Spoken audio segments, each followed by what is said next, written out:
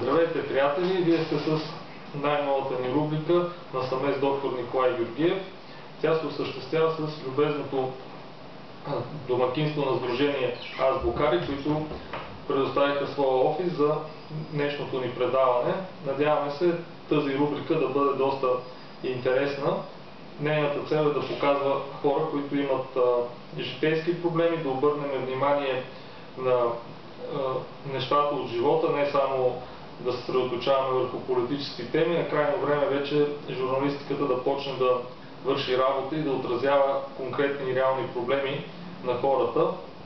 Затова именно днес сме поканили един човек, който прави опити да бъде учител по математика, но вместо да получава разбиране и съдействие от страна на институциите и училищата, защото те между другото непрекъснато се оплакват, че не им достигат учители.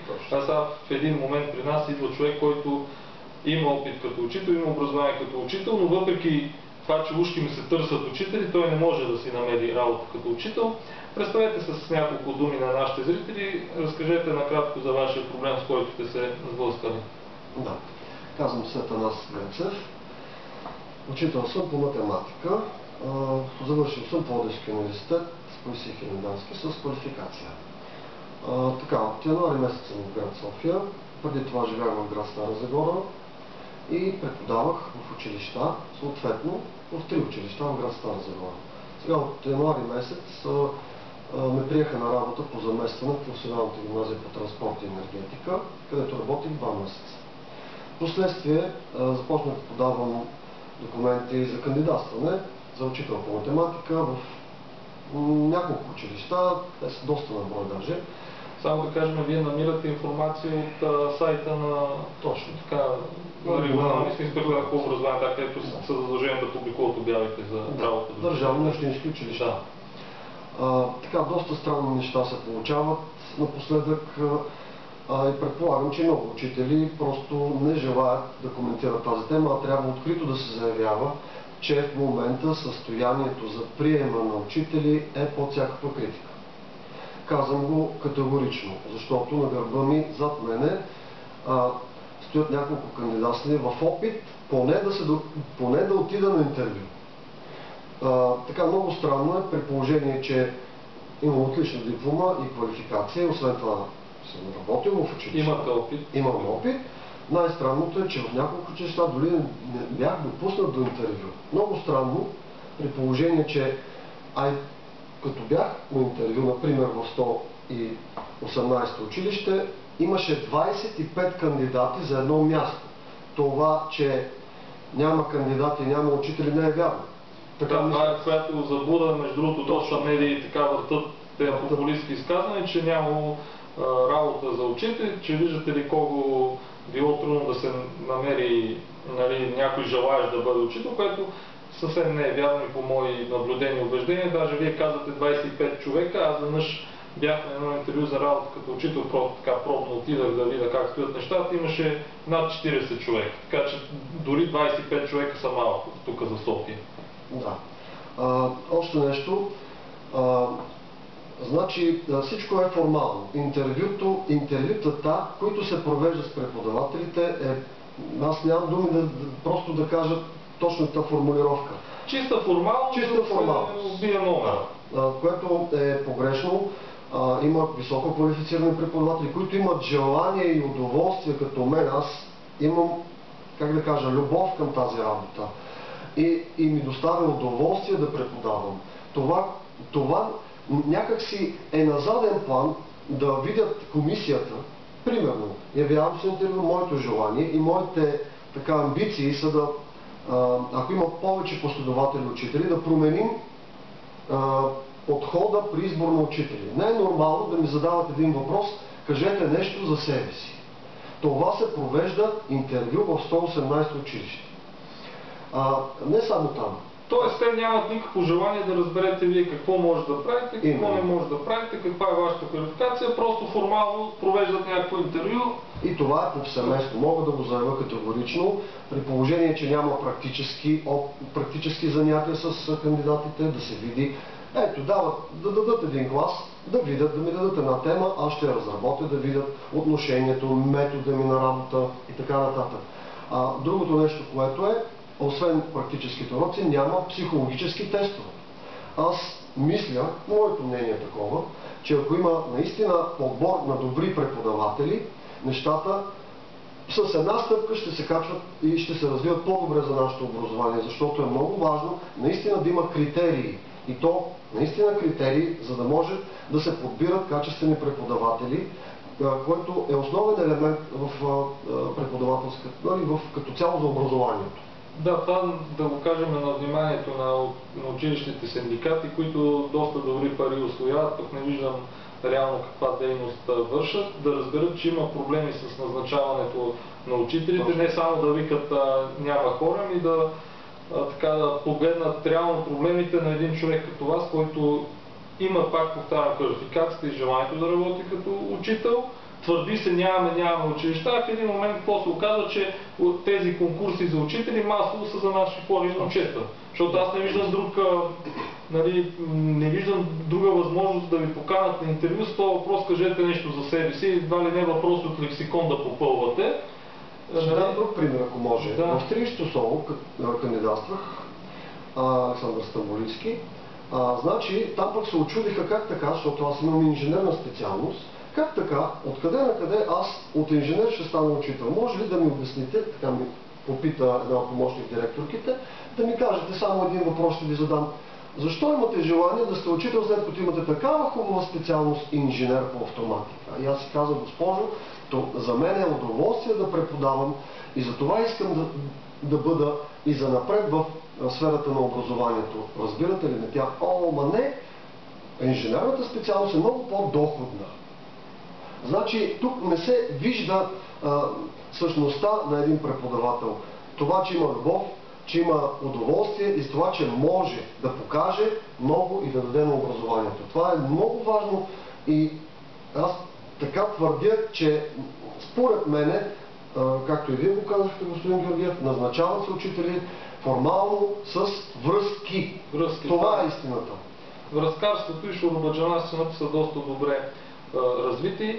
Аз съм запознат там и с конкретния метод как се осъществяват тези връзки. Просто когато трябва да назначиме нашето момче или момиче на работа, когато се обявява този конкурс, там обикновено се записват, да кажем, както вие сте примерно кандидат за место за учител по математика, обаче нашето момче много не разбира от математика, май е завършил, знае френски, завършил е курсове по френски, там се записва в конкурса, че предимство има кандидата, който знае френски. То формално не ти трябва нищо, за да преподаваш математика, да знаеш френски, защото ти ще преподаваш на български.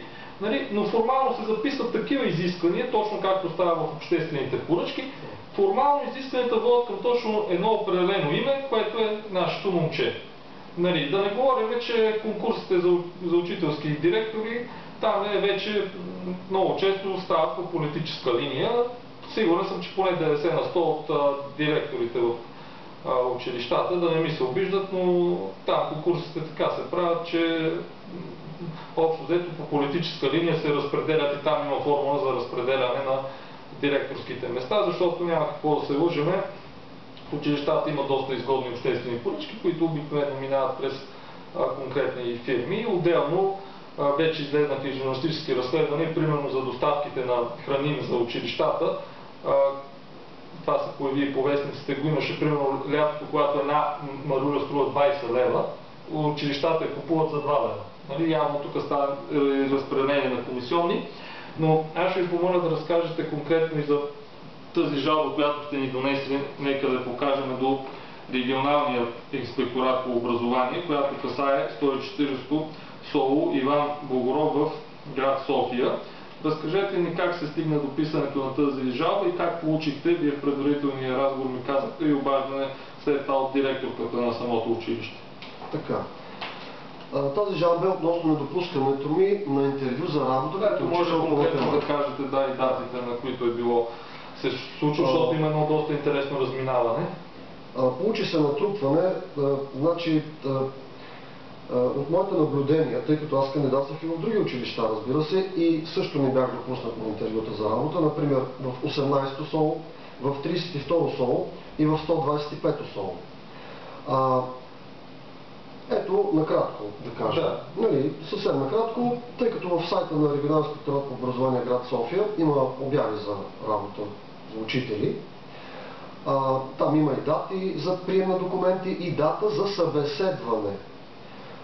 На 24 октомври главният учител прие документите ми за кандидатстване. Тя заяви следното: ако бъда одобрен по документи, ще бъда уведомен да се явя на интервю. На 28. Но тъй като нямаше обаждане, аз прецених, че да се обадя на следващия ден и да попитам защо не съм поканен на интервю. Отговор от представител на училището беше, че комисия, която е назначена в училището, е преценила кои кандидати да бъдат допуснати на интервю. Много странно, при положение, че аз имам отлична диплома, че при положение, че имам трудов стаж като преподавател по математика, защо не ми се обадиха поне да ме поканят на интервю. Само тук да вметна, представете си, уважаеми зрители, ако се явява, вас не ви допускат за интервю при положение, че имате опит. Ами аз си представете един млад учител, който няма опит, сега е завършил. Той няма никакви шансове. А в същото време говорят, трябват ни млади учители, трябват ни млади учители. Човек с опит, който е преподавал това нещо, с отлична диплома не се допуска дори за интервю.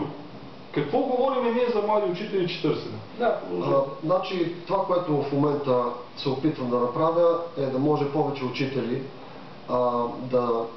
да приемат това нещо и да ми съдействат един вид, за да може да се промени това нещо. Моята задача е такава. Например, писах, че е редно да се разпореди проверка в горе посоченото училище, на базата на кои критерии не съм допуснат на интервю за работа. Естествено, заведена е молбата в Регионалния инспекторат по образование. На следващия ден пък, тъй като аз им се обадих, че ще подам жалба, така както да бъда коректен, нали, заради това, че не съм допуснат на интервю. На следващия ден ми се обади директорката на училището, която ми каза, че може би е станала някаква грешка, ако може, ако искам, имам желание да дойда, тя ще ме приеме и така нататък. Аз прецених, че е редно, след като съм подал жалба, да се направи проверката и чак тогава да, евентуално, ако има така желание, да отида на интервю. Тоест, това, което аз съм описал, аз не мога да си променям нещата. Очаквам отговор от Регионалния инспекторат по образование. Само един друг метод, вие ме подсещате да кажа, че когато вие сте си подали документите и не са ви искали тогава да подадете медицинско и свидетелство за съдимост, сега е твърде вероятно училището да се оправдае с това, че видите ли, понеже той не е дал тези документи, защото аз съм си патил от такива неща, видите ли, той не е подал, нали, медицинското и свидетелство за съдимост, затова ние не сме го допуснали и по този начин да се оправдава. Това е често срещаната схема за измиване на ръце. Обаче, забелязвате ли, с вас ние си говорим за едни такива изпитани схеми, т.е. това са неща, които не са от вчера и от днеска, продължават с години и затова наистина е хубаво да показваме такива случаи като вас, за да видят хората, че има такъв проблем, не само да се повтаря това нещо, търсиме млади учители, търсиме такива неща, нали, търсиме хора, които да едва ли не ние ходим и ги молим да стават учители, обаче те не искат. Няма такова нещо. Това е, пак казвам за втори път, на вниманието на Министерството на образованието и на учителските синдикати да оказват натиск. Точно така. И да искат ясни, точни процедури и да се дава възможност най-вече на млади хора без опит да бъдат учители. Точно. Ето ние днеска виждаме човек, който има желанието, има специалността, може да преподава, но очевидно на вас ви се пречи, защото трябва да се назначи някой наш човек, нали, по шуробаджанашка линия. Както обикновено много често става и при обществените поръчки, прави се нещо с цел точно определен човек да стигне до него. А другото, тези конкурси, за съжаление, до голяма степен се оказа чисто формални. Аз пак искам да покажа вашата жалба и да призова повече хора като вас да не се отчаиват. И извън София. Да, извън София. Там е същата процедура. Същите хватки са това. Тази ние говорим за едни схеми, които са доста добре изпитани, да подават жалби, сигнали и до медиите, до регионалния инспекторат по образование, до Министерство на образованието. Не само да се стоят на топло в офисите и да получават никакви заплати. Нали, аз като се обадя да ги питам, знаете ли за някое събитие, се оказва, че те от медиите научават за събития и за проблеми, които ги има в образованието. Вместо те да ни дават информация, се оказва, че ние, журналистите и медиите, към тях подаваме информация. Да си знаят много добре, че ще бъдат подавани жалби и сигнали до Министерство, до регионалния инспекторат, така че да не се правят на окапани от пепелянка. Така че, благодаря ви за днешното участие. Това беше в първото предаване насаме с доктор Николай Георгиев. Специално искам да благодаря на председател на Сдружение Азбукари Цвета Кирилова с нейното любезно съдействие и с съдействието на целия екип на Сдружение Азбукари се реализира това предаване и да се надяваме тепърва да показваме проблеми, но ще показваме и решаването на тези проблеми. Ще задаваме въпроси, ще отиваме на място, в училища, в институции, в министерства, за да не само да показваме проблема, но и да търсим решаването на този проблем, което е и функция и задължение на журналистите. Благодаря ви за вниманието.